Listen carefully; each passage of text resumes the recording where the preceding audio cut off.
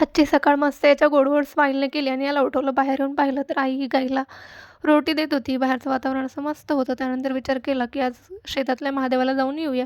तिथे गेले, छान अशी पूजा केली, मस्त असं दर्शन केलं. कारण आज मला परत जायचं होतं माझ्या कर्मभूमीला.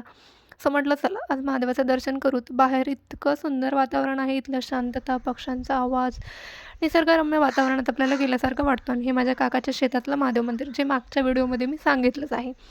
मग काय मस्त तिथलं दर्शन केलं, निसर्गाचा आस्वाद घेतला आणि परत घरी आले. घरी आले तर काय मग रूमला न्यायची जे काही सामान आहे त्याची तयारी केली. मग काही थोडा विचार केला, अजून लाल चटणी घ्यायची होती ती घेतली. याला गोड-गोड छान असं तयार केलं.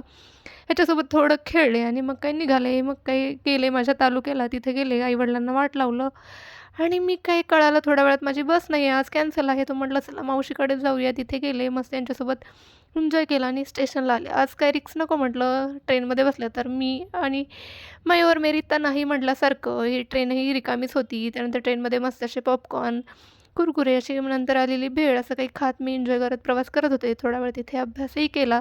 कारण घरची आठवण सतवत होती. घरच्या आठवणीला घालवण्यासाठी अभ्यास केला. नंतर कळालं 2च्या 4 पटऱ्या झाले, की आपलं स्टेशन आलंय. मग स्टेशन आलं आणि माझं माझ्या कर्मभूमीला उतरले मी. चला बाय, सबस्क्राईब करा.